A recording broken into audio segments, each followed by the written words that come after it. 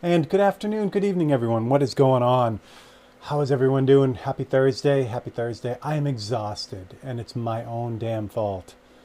So I went down the rabbit hole last night. I was doing some other things, and I watched a video on flat Earth, or actually someone debunking flat Earth, and it led to a cascade of other videos about the same thing. And yeah, I shouldn't have stayed up so late, but it's crazy. So I'm tired, but here we are. We have a lot going on this week. Um, a lot of commission stuff that I got to get done from the sale that had just happened over the holiday.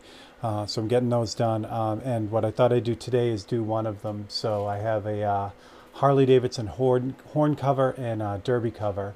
And putting some skulls on that. So I figured that'd be good for today. So that's what we got. So we're just going to get into it, I think. And yeah, that's what I got. All right, switch over to this one so you guys can not go on the ride. This is the the horn cover. I'm going to do them exactly the same. So so I'm not overly worried about the way that they look. Doing two of them at the same time. Get this in the right position here, and then we can switch to that one and turn that back on, and you're good. All right. William Klein, what's up? Honey, hello. Jesse, what's going on? Paul, what's going on? So yeah, so happy afternoon or evening to my UK friends, and happy afternoon to all my Eastern U.S. friends, and good morning to my Western friends, and all that fun stuff. So that's what we got. Okay, so this is I think I've done these before live, or at least portions of them. This is basically just a Harley horn cover, and they come black. And we just end up sanding them, get them, they're already painted and cleared, so it makes it easy. So we're just gonna, so I just sanded it and cleaned it, and it's ready to go. So for this, I haven't done one of these for Mark yet with these Air 6 stencils. These are the ones I used on the little tins that I did over the holidays. So in order to keep I'm going to give these a try on these too, because I think they came out really good on the tins. So there are different sizes from Air 6 stencils. This is probably the one I'll use on the derby cover, and then the smaller one, the one they made up for me, I'm going to use on the horn cover. That way they'll be the same style, and they'll be the same. They'll just be black and white. So I think it'll work really well. All right. So if you went back and watched the Tech Tuesdays, and you guys can hear me okay, right? I just want to make sure everything's good. Oh, what I should do is, yeah, that's good. I should jump over to here too, so I can do that, and then that. I should say, yeah, there we go. Okay, now I should be able to see comments in both places, which is good. Oh, I know what's going on. Hold on one second. That's that. Volume. All right, there we go. Fing, what's up? What's happening? Andre, what's happening? So if you watch the Tech Tuesday about kind of beyond stencils, I used these Air 6 stencils. I used the Mike Learn stencils, templates, skull templates. I've been doing this for a while, and I've heard the argument to go both ways on what these are actually called. So obviously these are skull templates, but what I mean is whether a template is a positive or a negative. Both arguments make sense to me, so you can kind of go at it however you want. So the idea is, this here is the cutout. So what's been cut out of this is everything that's going to be light. Okay, what's cut out of this one? Oops, sorry, I drop things. What's cut out of this one is everything that's going to be dark. So one is a positive stencil and one is a negative stencil. So here's the kind of the confusion about the two. You can give it the definition of positive or negative depending on the template or what the template gives you. So if you do one, you'll get one answer. If you do the other, the other. So as long as you understand the concept, it works. It'll work either way. So for instance, if you called this a positive template, it means when you spray through this, when you pull this off, you'll get a positive image of the skull, right? Say you spray through it in all the light areas and you pull it off and there's a skull. This one, when you spray through this, what you essentially get is a negative image of the skull. You get everything around the skull, not the skull itself. So it's a negative. But you can do it the other way too. So depending on, not so much what it leaves or what it is. So this is a positive template because you see the positive. This is a negative template because you see the negative. So see, it works both ways. It doesn't really matter what they're called, except if you're trying to explain to someone. So there you go. All right. What else did I miss? Toby Foss, what's happening? Lee Jordan. Oh, Lee says good afternoon, even though it's good evening to him. That's very kind. Lee, your painting should be going out. It should have gone out yesterday, but it is strange when I send 543s as gifts. Sometimes they want me to fill out customs and duties forms, and other times they don't. So I don't quite understand. So this time they did. So what's going to happen is I'm going to fill out the customs and duties forms, and I'm going to ship them, and then they're going to not need them. So anyway, whatever. So they're going out. They're going out probably tomorrow. Cheers. Today it's coffee because, again, I stayed up till 2 a.m. watching people try to explain why a flat Earth is a thing. So, all right. I don't know.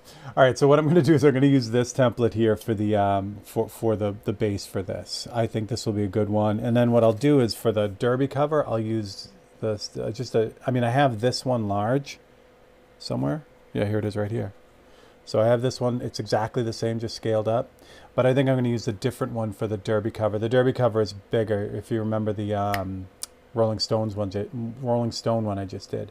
So this will be nice. It'll just kind of get in there. So, all right. Excellent. Toby, I'm glad you got it. Yeah, all of them went out except for the international ones. They all got snafu'd. So they'll go out tomorrow. So be patient and we will get it on its way.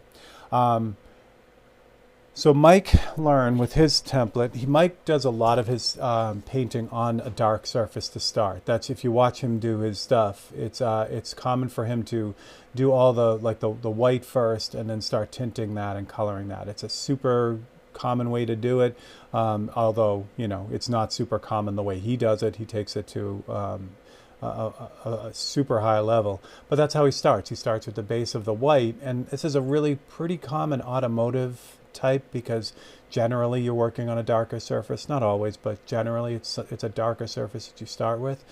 So he designed his skulls just for that, meaning you spray this really lightly and you get all the light areas on a dark surface. That's how that works. But for the airsick ones, I don't have that luxury of just kind of putting this down and then just kind of going in and spraying, the details of the skull while I'm doing this. So I essentially have to paint the background first to get it started. So that is what I'm going to do. So I'm going to line this up on here, and horn covers are metal, which are fantastic because magnets will work on them. Yeah, these horn covers are steel, so I can just kind of put these neodymium magnets on here and they will hold it in place for me for the most part. I mean, it has a rounded surface this way, and then it splits on the seam, so it's going in all different directions. So I'm going to have to manipulate it, but this just gives me an extra hand. Is this one for the same bike? So this horn cover and the derby cover, which I haven't opened up yet, those are both going on the same bike. The Rolling Stones ones had a derby cover and a horn cover as well that we painted, but they were both the Rolling Stones topics. So these are going to go on. Oh well, they're going to be sold probably as a pair, although someone could probably buy either one. If you are interested in these, just send me a message. The horn covers and derby covers fit a wide year range of Harleys. So that's one of the reasons why Mark does these the way he does them. He'll do different designs on them, and they fit so many different years that, most people can just grab it and put it on their bike. So if you're interested in these, send me a message and then I'll connect you with Mark, and you can make that happen. So these will be eventually cleared and all that fun stuff. So, all right. Yeah, I know the airsick stencils are great. I'm glad I kind of stumbled across them because I was looking actually for Mark because I was looking for just a smaller skull. If I missed anyone, Dan, what's up? What's happening? And thank you all for being here. excited about what's going to happen with the YouTube channel this year. I'm really pushing getting all the content to be a normal thing, you know, a regular thing, trying to make the content as best as possible so you guys have fun stuff to watch.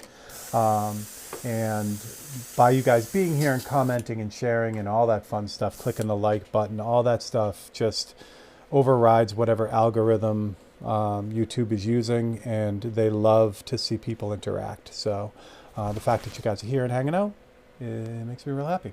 All right, so what I'm going to do first to set this up, I'm going to start by kind of ghosting in the whole thing with white. And what that's going to do is you're going to give me the background to start. Now, I'm going to be painting all this stuff too. Well, you'll see. All right, so we'll start with white.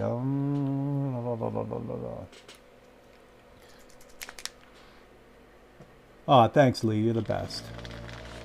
Yes, I do appreciate that. And if you're watching this after, you can still hit the like button. We are close to hitting that first mile marker for the page. I did have another YouTube channel, but I ended up scrapping it and starting this one. So it's kind of like starting all over.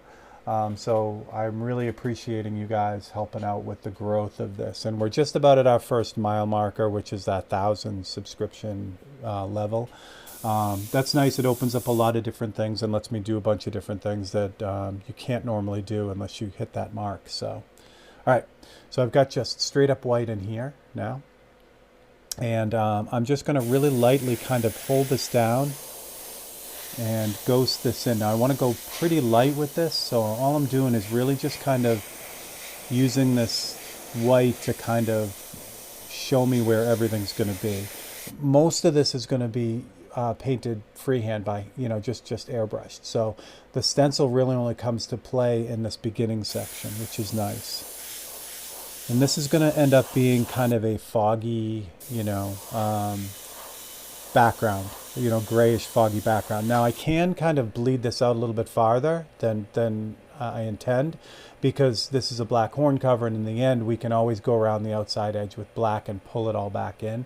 So I don't really, I mean, you know, it's not as important that I get this background fuzzy part just absolutely perfect. I can always, you know, cut that back in. Well, that's awesome, honey. Whoever it is, I truly appreciate it. It's great. All right, so for the other side, as it rolls over here, I got to get another one of these cool lights. I love this thing. I bought it on a whim for travel, and I love it because you can literally, like, you know, the other one is great too, but this one you can literally aim it anywhere and just, it stays. So I got to get another one for the other side. I just keep forgetting to do it.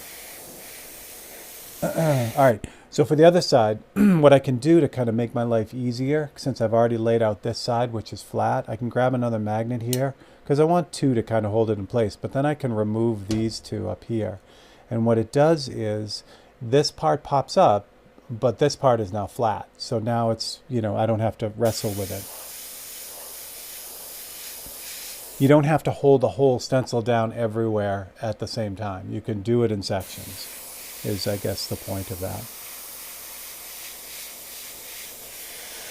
And I do have to kind of use my finger to hold it down on the tops because it does roll away there. So what I'll probably do for the feed today, like I try to do a lot, is instead of doing the whole entire thing because it'll take too long, I'll just do like one of the skulls, and then that'll give you an idea of how the rest of it works. And I'll do the derby cover exactly the same way. Enzo, what's up, buddy? Where did you get the light? Dan, I would love to tell you. I want to say it's Amazon, but when I went to go buy it again, you could do the, you know, the whole buy again thing. It wasn't listed in my buy again. I mean, I'm pretty sure it's Amazon, but I'm you know, like I said, it was weird that it didn't pop up there. So I might have got it somewhere else. But if I can find it, I will let everyone know. Yeah, I'm sure. I mean, I'm really sure it's Amazon, but I don't know. All right, so that's what we got with that, like that. So now there are some problems with this. Not problems, but basically I've got the background, you know, kind of fogged in. Again, everything that's left is black, and that's going to be skull color when I'm done. So now what I can do is use this just as a drawing. if I was looking to like use a stencil to actually lay stuff in, I would need the opposite of this stencil, which I don't think Airsick makes. You know what I'm saying? So I would need the outside cutout of this. You can't do it because of all the little teeny weeny cutouts. If you tried to, you know, preserve all those, the template would be, you know, it'd have to be totally redesigned, and it's not worth it. So what I'm looking for is a template like Mike's. So see how Mike has to have all these connection lines to hold all the bits and pieces in? You'd have to do that for this type of stencil, because if not, like I said, if you just cut out the outside of the skull to make, you know, the template for the skull, all the other stuff would just fall out. So that's what we're left with. So now, like I said, it's just a drawing guide. It's giving me this really cool layout now that I can use to just kind of freehand the rest of it. So it's kind of like that, and I think I've said this before, the meme where you see the, you know, how to draw a cat, and they draw a circle, and then the next frame says, okay, now draw the rest of the cat. This is kind of like that. And, you know, I don't want to oversimplify it, but yeah, that's basically how it goes. All right. Yeah, so I think, Dan, I think if, I mean, in the meantime, until I can hunt it down, like I said, this is an Ottlite, so it's Ottlite, and that's the company, and they make a vast array of color-corrected bulbs, or lights, which are all good. My other, you know, the drafting table has Ottlites on it too. They sell bulbs too, so if you want to just install them in fluorescence above, you can do that too. So it's pretty cool what they do. All right, so what I got to do, because since I already realized I'm doing it, I can't touch the surface because there's oil on my fingers, and if I get oil on the surface, then it doesn't allow the paint to stick. So I have these grody cotton gloves that I cut the fingers off of. Now when I go to rest my hand, I don't have my hand, you know, my greasy hand on the clean horn cover. So what that does is when there's oil on it, and you paint on the oil, it'll do two things. One, it'll resist the paint. It just, you know, it just won't let the paint stick, or it'll just, you know, not stick at all. Or it'll stick, but then when you wipe it really gently, the paint will just come right off. It's sticking to the oil, not the surface. Tone, what's up? Tone is in Jacksonville. All right, so what I'm going to do, I started this with the Creos, but I think what I'm going to do is I'm going to do most of the heavy lifting with the Micron. So in order to get this to work, what I need to do is I'm going to use white to kind of now start drawing all this in. What I need to do is I need to use a thinner version of the white. So that first white I did was 1:1. It was 1 part white to 1 part reducer. Just stirring this up here. But what I'm going to change it to now is this 10:1 mix. There it is. So it's 1 part paint to 10 parts reducer. Do I want to start with this? Yeah, why not? This might be too thin, but what could go wrong? All right. The other thing I need too, which I didn't bring over. So this horn cover is up off the bench, obviously. And oh, incidentally, this is the Visionaire system, has that steel top to it. So the way I have this held on is I've just put some paper towels around 2 magnets. It sticks to the steel, and the steel also sticks to the steel. So that's how it stays. And now I can move it around and do all kinds of fun stuff with it. All right, let's pick a skull. I'll pick the bigger one so we can see what we're doing. If my head gets in the way, I'll try to keep an eye on that. Have the camera in a new spot so it's, you know, one of those things. Yes, happy 23. It sure is. Started off with a bang. Jeez, it's been crazy. If you took advantage of the sale, that's awesome. I truly appreciate that too. I'm glad a lot of people jumped on that. Generally, that's the sale for the year. So yeah, a lot of people jumped on that, and I like that because it's the only time that I really discount original art, like the big time original art, and that for that holiday type of thing. So it's nice when I see people kind of take advantage of that and grab something that maybe they, couldn't afford before, but with the sale they could. So it's nice. And some people just wait for the sale because they want to wait for the sale. So they can afford it anyway, but it works out pretty well. All right. So this is where it gets kind of interesting. So what I'm doing is I'm painting the white in. I've got the white in the background. So it can get really confusing because if I start spraying in all this white, it's almost like I'll lose what I've already got. But with this paint so thin and the way that I'm kind of like drawing this in now, what I'm left with is very faint edges. So like between the nose and the the part I'm painting right now, the opening in the nose, I could still see that line there.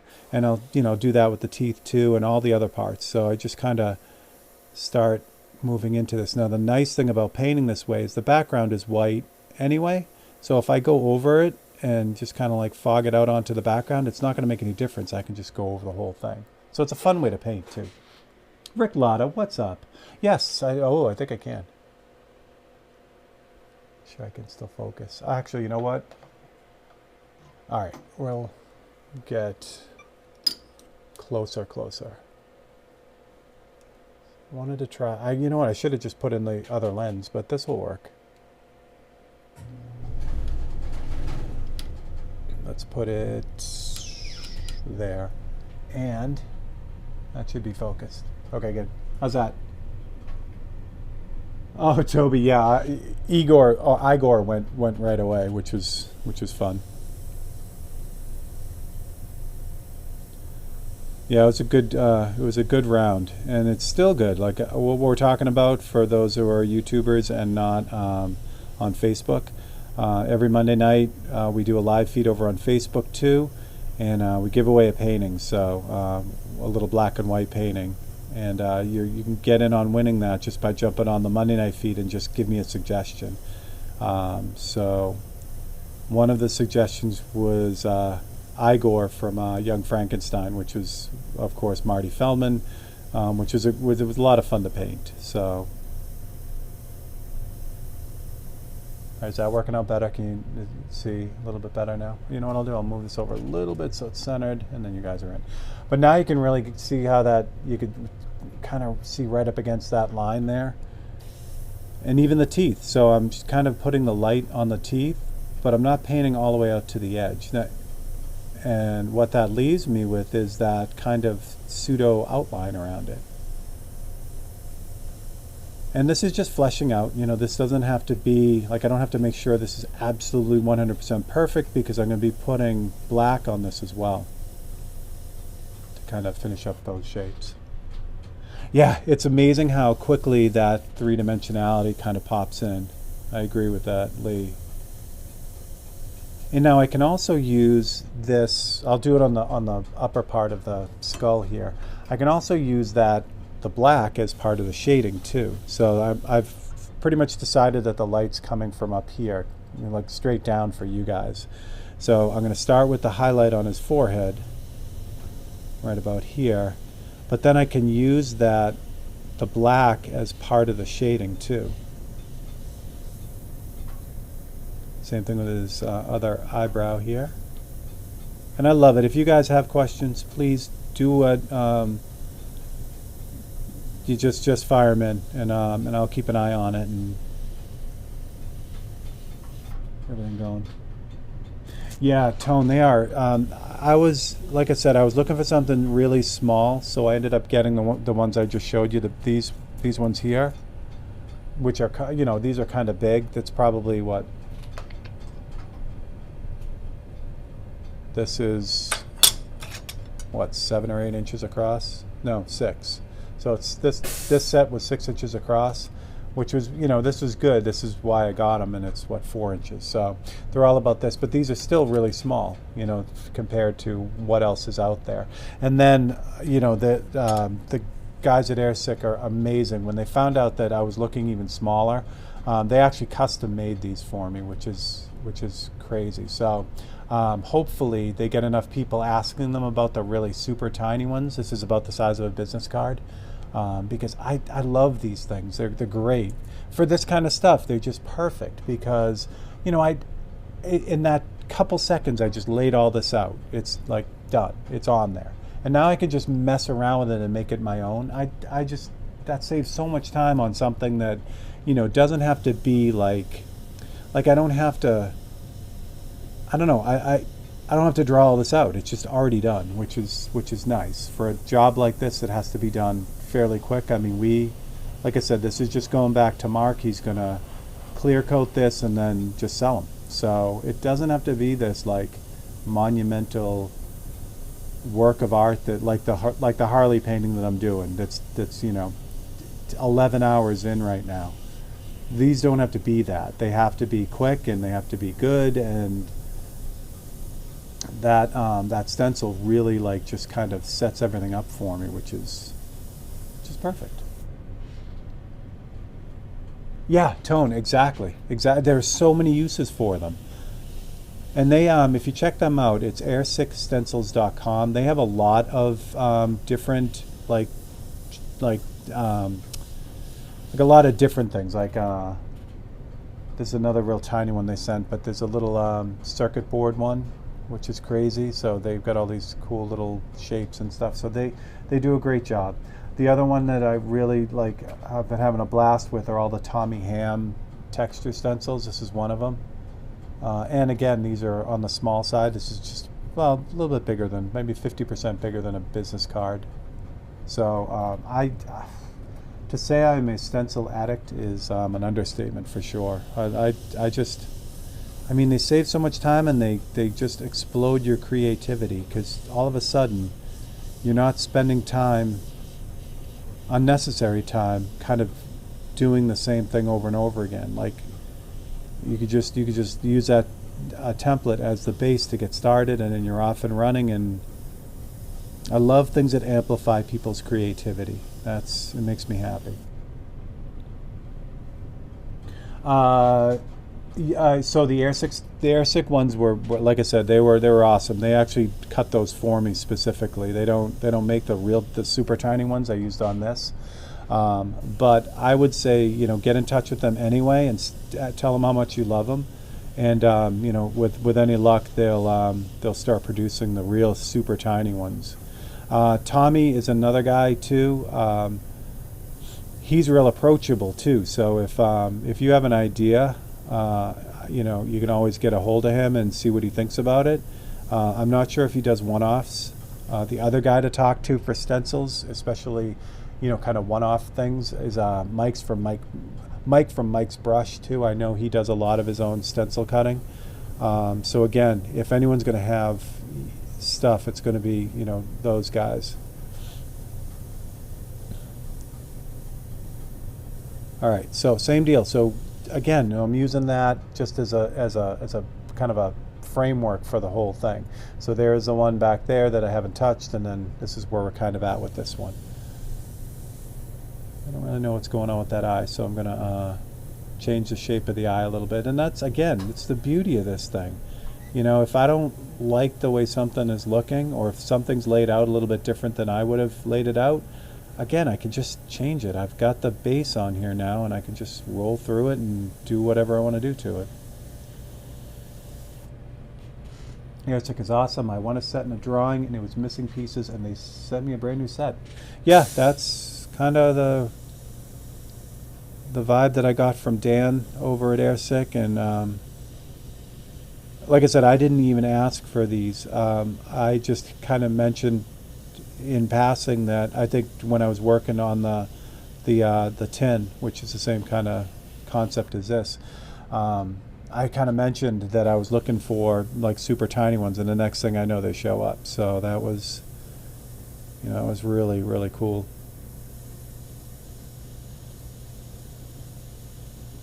All right, so inside the eye socket, I'm going to start, I just kind of put some white in there too, because I'm going to darken that way down, but the white that I started in here will ultimately act as like a detail. Again, this white is really just the first step. The other eye socket is over here. Just make sure I get enough on the cheek before I switch out to the black. And you'll see how fast this comes together. And then what I'll do is I'll probably do another one just to kind of show you. because like I said, I'll have this guy done fairly quickly. So tomorrow the bits show up for my wounded Micron C. This is where I'd want my Micron C, because what I would have done originally is I would have put the white in the C, done everything I'm doing here with the C, and then switched to the black with this brush. But because this one took a nosedive and ruined the needle and nozzle, I had to order new parts. So they're coming from Coast. They should be here tomorrow, but in the meantime I'll just swap this out to black. Yeah, you got it. Okay. So the speaking of the Open Studio stuff, I'm having a blast with that. I already know that the next painting I'm going to do for an Open Studio is going to be a razor blade painting, because it would be nice to have one of those completely documented from start to finish. So I think the next painting will be that. But that's going to be a while, because with half-hour intervals each week, and I'm probably only about, I don't know, a quarter of the way through that painting. That Harley painting will be around for a while, so I don't see that, excuse me, I don't see that going any faster. Derek, what's up? I'm got the burps now. That's great. All right. All right, so I'm going to switch to black. So because I'm already black, you know, on this derby cover or horn cover, I don't have to develop any black. You know, it's not like this is a white or a light colored type of thing. So what I'm going to do, actually, no, you know what I'll do? I'll do this one. So I'm going to use for this one is black, but it's going to be reduced 1 part paint to 10 parts reducer. So this will give me a good amount of control, but it'll also allow me to get pretty opaque pretty fast. And again, the idea behind this is make it look good, but you know, don't spend 80 hours on it. Like the derby cover and the other horn cover I did for him, that's exactly what it was. It was like, okay, work on it till it's done. And you know, it took a lot longer, but it's a different animal. You know, what he's going to sell these for is much different than what he would have had to sell the Rolling Stone stuff for. It wasn't, I mean, that was for his bike, but still, you get the idea. Excuse me. All right. So this is, again, this is essentially just straight black with reducer in it, meaning straight, meaning no other colors in it. So now what I can do is I can just start building in all these details, still using the edges that I can see from the template. And I can take it as slow or as fast as I want. These stencils are pretty nice the way they're cut out, as most are now. So while, you know, they give you a lot of the base details, you could essentially just kind of spray these real quick and it'd still look good. But the more you put into them, really, the more it makes it yours and the better it looks. So again, it boils down to how much time do you want to spend on it. All right, so that's a good start for the eye socket. I'm going to lock in the nose here just so I can start to see a few things. And I hope you guys all had a great New Year. I had just gotten back from Massachusetts. Actually, I just drove back last Wednesday. So by the time New Year's rolled around, and then we did our Christmas on New Year's Day here. So by New Year's Eve, I was in bed by like 11. I'm like, oh, I'll wait. I'll catch it next time. So it was pretty quiet. But we had a good time. It was nice because the Marge's girls were at their dad's house for Christmas. And I was in Massachusetts, so we all kind of came together and made the decision to do our Christmas here in Ohio on New Year's Day. And it was, you know what, it was really, really nice. I don't know, it felt like Christmas, which was nice. It just, again, goes to show that it's not really the date, it's the people and what's going on. So we had a good time. If you haven't got a 543, you need to. They're most fantastic. They're more fantastic than the videos. Oh, thanks, Toby. Yeah, the videos and the pictures don't always kind of show the impact, I think. And that's true with really any art. I think you've seen it live as a whole different animal. But I'm glad, Toby. That makes me feel good. I'm glad you enjoyed it.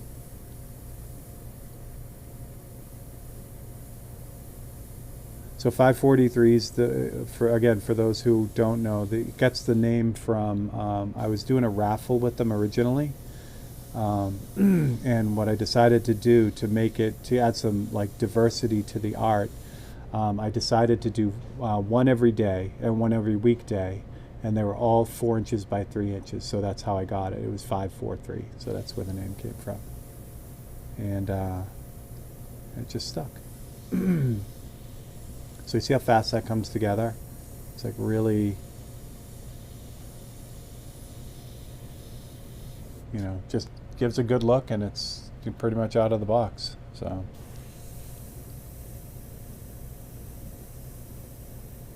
now, of course, the downside to this is if all you do is use this stencil or this group of stencils for all your stuff, there is going to be that common thread in your work that looks like this stencil. So there's that kind of moment of caution with them, that just know that they're like that. If you have a Scully tin, one of those little skull tins, you're going to be able to see that this came from that same group of templates. You know what I mean? So if you're a bike painter for real, like I do these things because my friends are bike painters and they throw stuff my way. If you want to really make that name for yourself, you're going to have to break out of what the stencils are that are out there. Granted, these things make your life easy, but again, they will kind of limit you if you allow them to. So you got to keep that in mind. All right. So that one looks good. Yeah, there you go. So what I'm going to do, I could, oh, you know what I'll do? I'll use this one. Use the Grex. So I have the Grex. This is the XGI. I was just going to say GSI, but it's not. This is the XGI, and it's got a 0.2 millimeter needle and nozzle in it, and it's got this awesome clear sight cap, which is brand new for them. So I will use this for the white. Because what I got to do now is I just got to roll back in and add some brighter highlights and some texture. So I'll put some white in this. Oh, it's such a different feeling brush with all the grippy stuff on it. I mean, I use these pads on a lot of brushes now, but this side grip is feels like the brush is huge. Oh, it would help if I tighten that. Good job, Steve. The needle chuck wasn't tight, this little bit in the back, and that's what allows the needle to move back and forth. So it was loose, and I'm like, why is this working? Because that's why. Oh, it works much better. All right.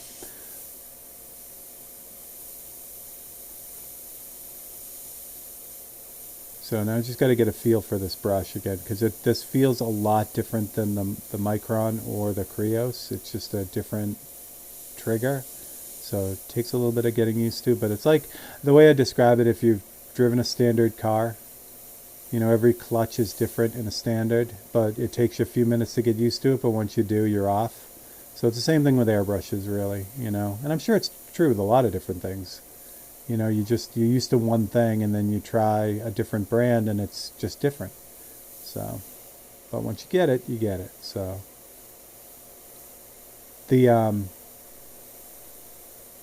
what I'm feeling is, so the reason why I like the Microns so much is it's like if you think pull back, you get paint. Like it's like that sensitive.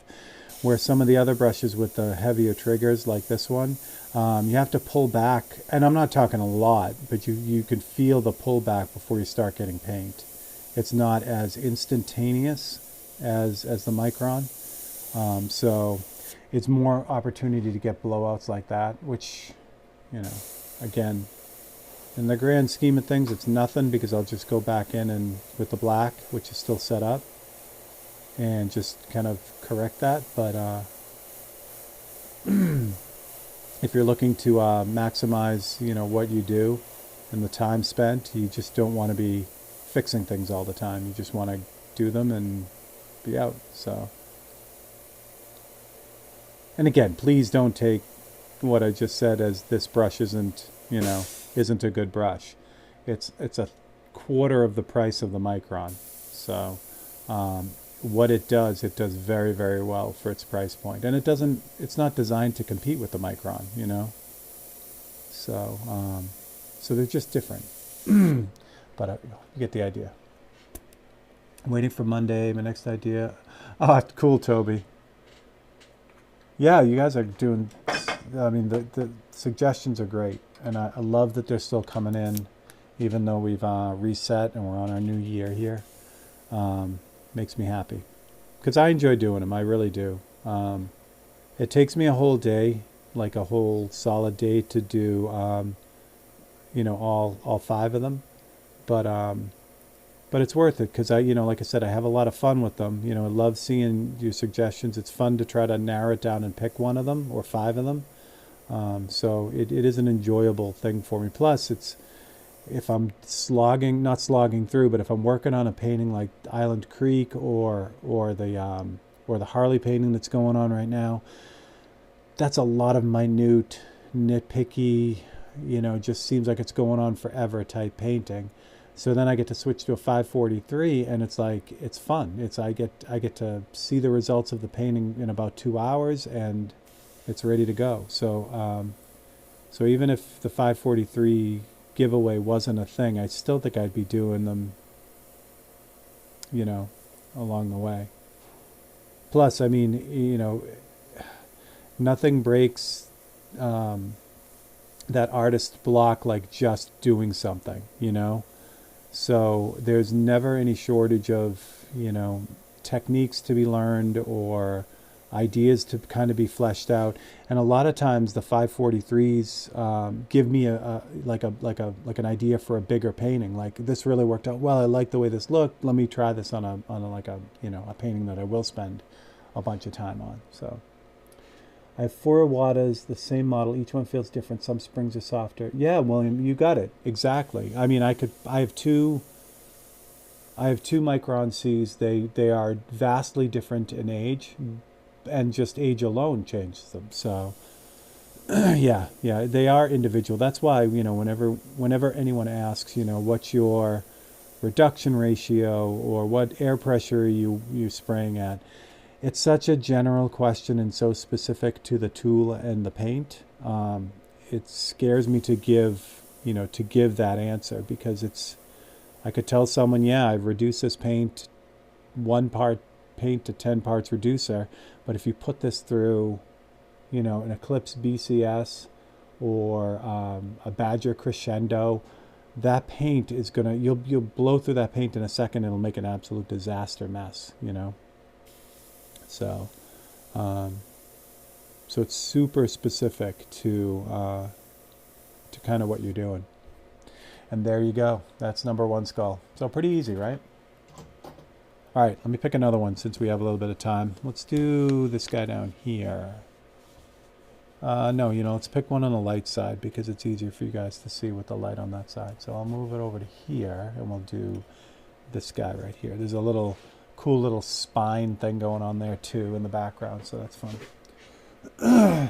Yeah, I think, William, I don't know. It's probably because of the wear and tear on the brush will cause those surfaces to smooth out a little bit, but they are pretty nice out of the box too.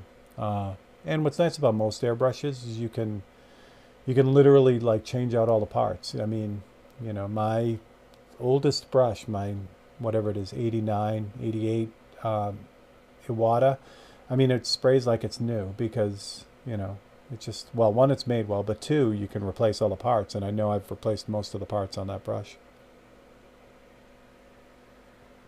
So, yeah. If you look real close in the eye socket of this one, you can kind of see my fingerprint. That's exactly what I'm talking about with that oil.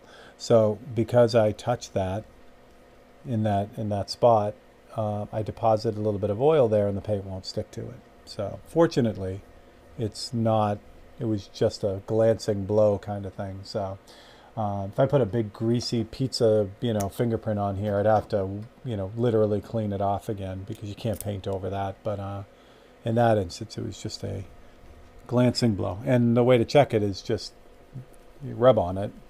If it removes all the paint, then you know you got to clean it. So that's holding on really well. So again, glancing blow. Let's see what we got for white here. I remember when Pearl paint in New York, would just let me test out the airbrush before I bought it. Tone, yeah, there was a place called Charette's here in Massachusetts. I think it was regional. You might have had Charette's down in New York too. They wouldn't let you try them, but you could at least go in and see them. And then there was a great, I don't even know if they're still there. Actually, I worked for them as a kid. There was a art store called Commercial Screen Supply in Massachusetts, and they were this gigantic warehouse art store, and it was like Candyland. Just a great place. So they also had airbrushes, and you couldn't try them, but again, you could actually hold them before you bought them. You could see them and put them in your hand and mess with them. And that is a rare thing. Now, if you're fortunate to live in Anaheim, or if you're fortunate to live in Florida, you can go to places like Coast and Spray Gunner, and I'm sure they have airbrushes floating around that you can hold in your hand. But I miss those days a lot. I bought my first airbrush from that place, Charette's, even though I paid way too much for it. They had them all. I just walked in and bought it, and you can't do that anymore. Where did I go into? I think I went into a Dick Blick's, the one in Providence, because they had posted online that they have a new and expanded airbrush section, and I'm like, this sounds good. So I drove down to Providence when I was living in Massachusetts, and they literally had like a rack of Createx paint, and that was their new airbrush section. I was thoroughly disappointed. I bought 15 used BCSs and rebuilt 6 are all new. That is awesome. Yeah, BCS is if I don't have the numbers, but I would argue that is the highest selling airbrush for Iwata. If it isn't, I would bet the CS, the gravity feed version of that, is their highest, their highest volume seller. Just because t-shirt artists buy them all the time, and they usually buy 6 at a time. But yeah, it is. It's a great brush. Actually, I've got 3 of them right behind me here. I don't use them as much because I don't do too much that needs that size nozzle and needle. But they're nice to have. If I ever have to do any kind of heavier paint, but with a lot of control, that's the brush to use, or one of them anyway. All right, this paint is starting to set up, so meaning it's drying in the cup. I can tell because it's not spraying as lovely as the last one. That's okay. We'll get what we can get done and work around it. Now, if I wasn't lazy, what I would do is I would dump this out and get new paint, but I am lazy, so I'm just gonna mess with it. About 10. Yeah, man, they are so worth it. That brush revolutionized t-shirt airbrushing in the 90s. Everyone was using Pache VLs. The Badger Crescendo, like I mentioned before, that was the competitor of the VL, but there's still, do I have one floating around? I do. Hold on. On the wall here. This is a Crescendo. My VL is here too. Yeah, I got the VL here too. Hold on. This brush here is the second airbrush I ever bought. So anyway, this is the, let me zoom out a little bit. This is the big old Crescendo. Cap, there we go. All right, so there's the Crescendo. And this is the Venerable VL. So this is the second airbrush I ever bought. Paid about 40 bucks for it. It is an absolute tank. This airbrush fell down a flight of stairs, and I literally picked it up and just started using it. It's a tank. And like I said, the Crescendo is the kind of the sister, like this is Pache, which is in Chicago, and Badger is also in Chicago. So these brushes were kind of contemporaries. And this was the number one brush for the longest time for doing t-shirts. And then the BCS basically came and took over. It's a great brush. It's super versatile. It's got a much larger nozzle, and I think that's what happened. The BCS came out with a slightly smaller nozzle, and all of a sudden everyone could paint details in t-shirts. And that's not entirely true. I'm probably generalizing that. So I apologize to all the VL users who did some amazing work, and there are a ton. So yeah, so this brush is pretty cool. So what I did was I bought the cool metal handle for this. Usually has a plastic handle, but I changed that out. And this one has a regular nozzle, but I also had the Pro Picker air cap for that too. So that is the VL. So for those who aren't familiar with the, let's see if I can do this without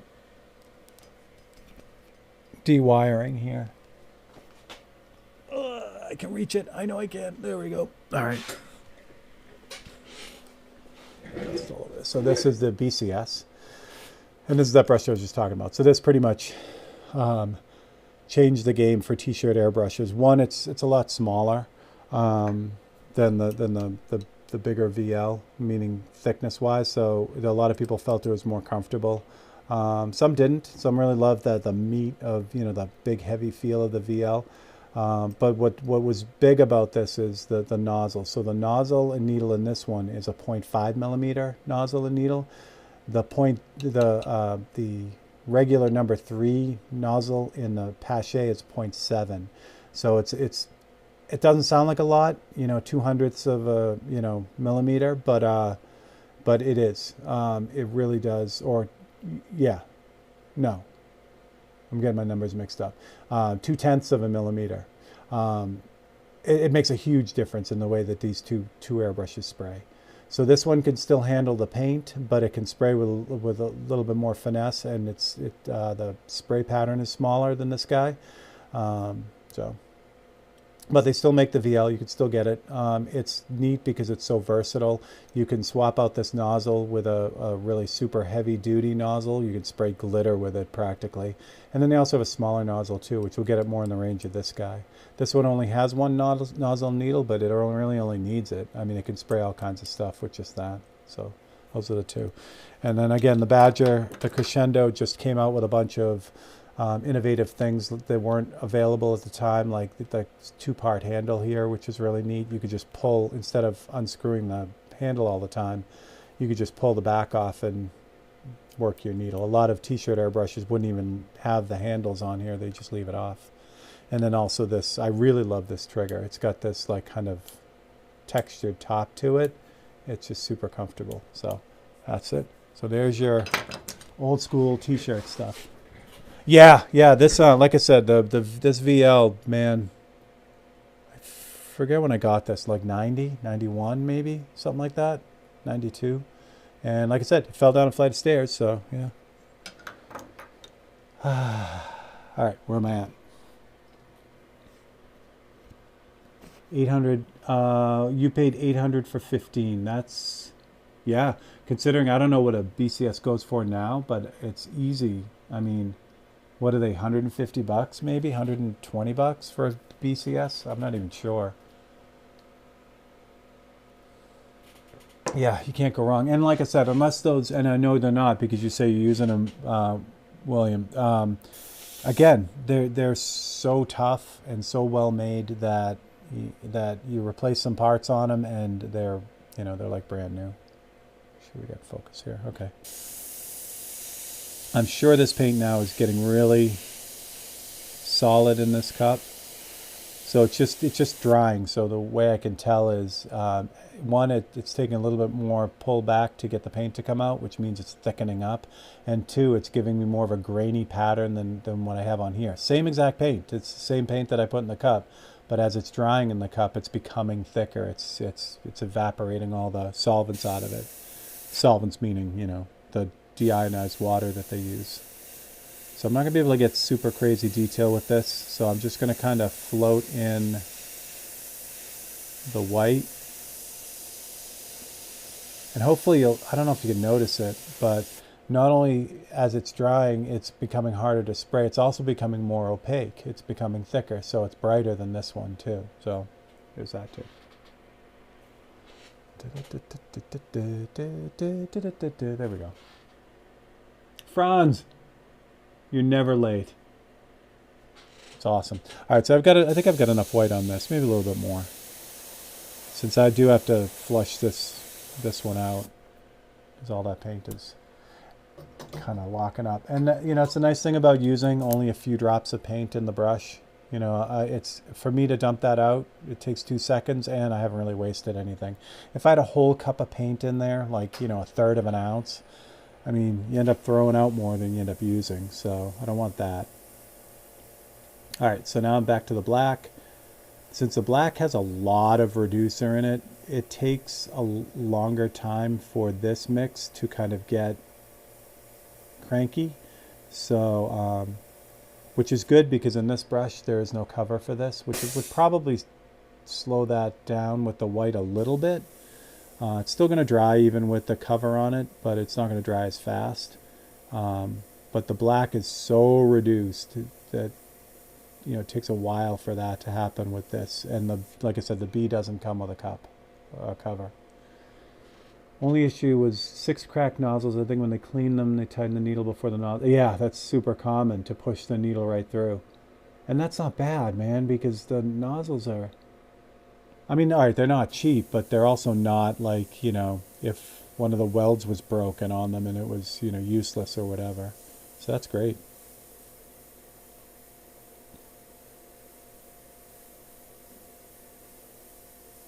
Plus, I love that you found a good deal on those brushes, because you don't see,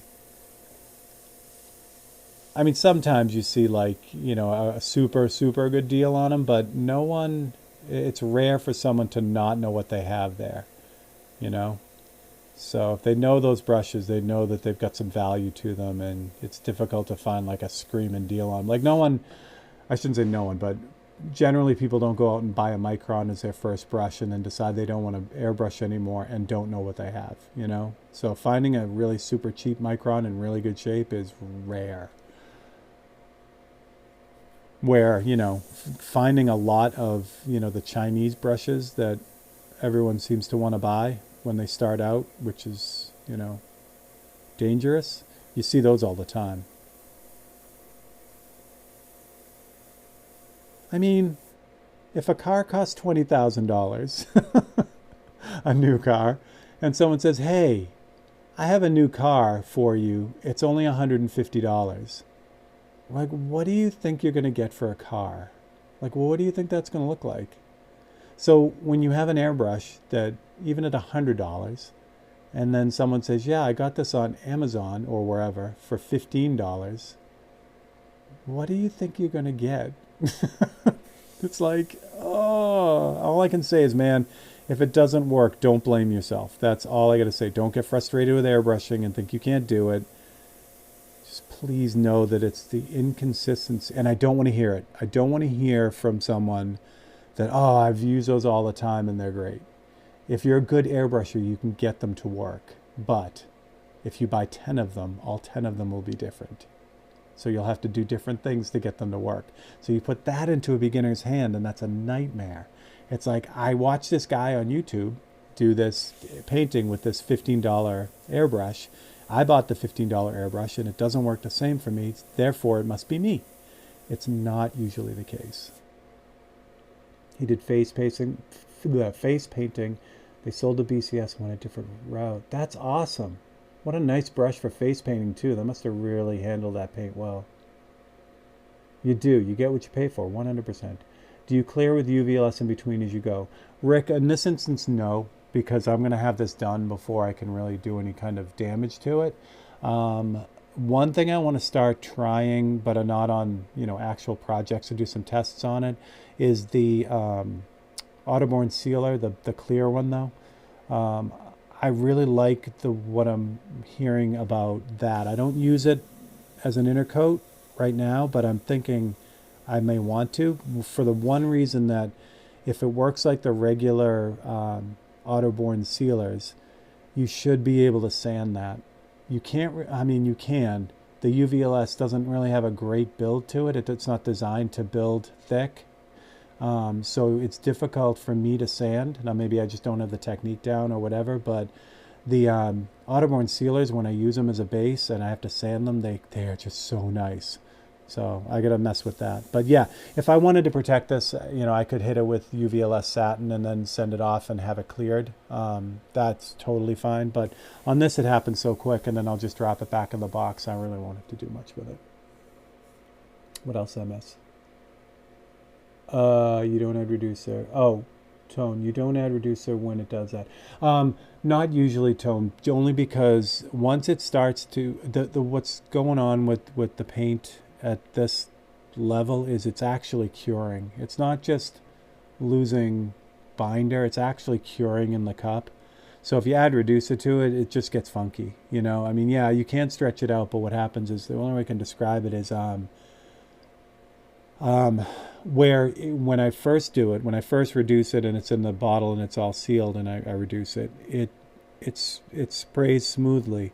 But when you re-reduce drying paint, it gets watery and weird. So I guess that's the best way to describe it. So yeah, you can do it, but again, I only throw a couple drops in there, so I don't even have to mess with it. It's just as easy to grab, a little bit more paint. Now, that being said, you saw this stuff already mixed up like this.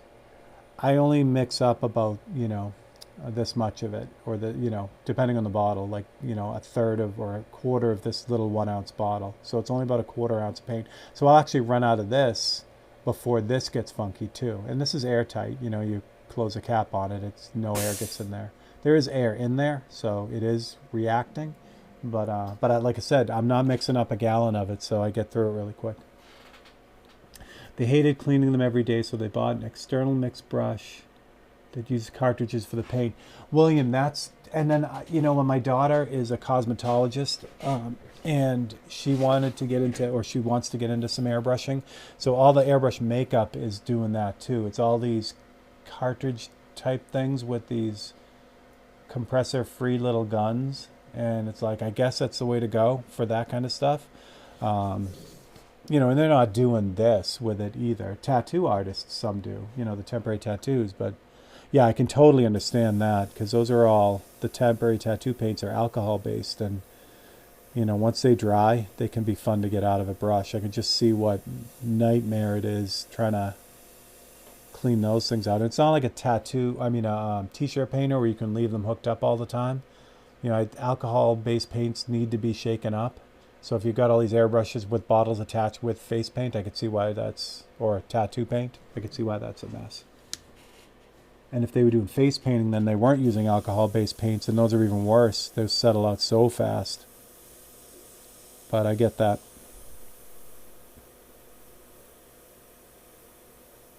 So my daughter, like I said, she does mostly hair, but she does makeup as well.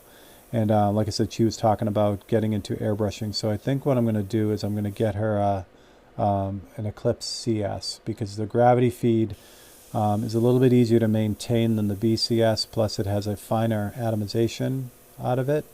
So I think that's the way we're going to go. And then maybe get her one of those cordless compressors, those little teeny weeny ones. Because for doing makeup on the face, she's running at a super low pressure, like 5 pounds of pressure. So she just needs something that'll process paint at a lower pressure, and I think the gravity feed's going to work out really well for that. All right, so there's number 2. So you got, yeah, I bet it was good. That's awesome. All right, let me straighten this up. I'll back you guys out so you can kind of see where we're going with this. And I'll put you guys more on the center, since you guys were off to the side before, so you can kind of see it. But this is where this one's at. So yeah, so it's just going to be like running through the rest of this. It's kind of spraying them all in, and when we're done, we'll get a kind of a cool custom thing. Now I talked a lot, shocker, through this, but if I'm just doing this, it's only going to take me about an hour to do the rest of them. I'll just blast, the rest of them, and then I'll do the same thing with the derby cover. So you're looking at about 3 to 4 hours total painting time for both. Now they do have to go get cleared and all that, sanded and buffed, so there's a lot more to kind of happen with them, but the actual painting part goes fairly fast. So that's what we got. So there we go. And I would hang out with you guys and finish this, but I have a big 543 kind of commission order that I'm working on, so I want to really get that done. I want to kind of lock those down for this week. So that was placed right before or right after Christmas, so I really want to get those flying. So I'm going to switch off and I'm going to jump on that and try to get those done for the week, and then rock and roll. So let me switch things around. We'll switch out to this camera so you don't have to go for the ride on the overhead. There you go. All right. So thank you for hanging out with me on Thursday. I love Thursdays now. Thursdays, it's like a nice break. Like just when I'm starting to get, antsy to do the Monday night feed, it's Thursday, so I can do a feed. So that's good. And thank you for, doing all your likes and subscribing and all that stuff and sharing and all that fun stuff. I do appreciate it. Yeah, that too. All right. So there won't be any flat earth videos tonight. So I'll get some sleep and we'll get back on it. If you want to drop in on Facebook on Monday, I will have 5 new paintings on Monday. I'm not sure what the project is on Monday, but I'll work that out over the weekend. And yeah, that's what I got. So thanks for everyone. I'm messed up. Thank you everyone for hanging out, and have a great weekend. And I will catch you guys next week. Have a good one.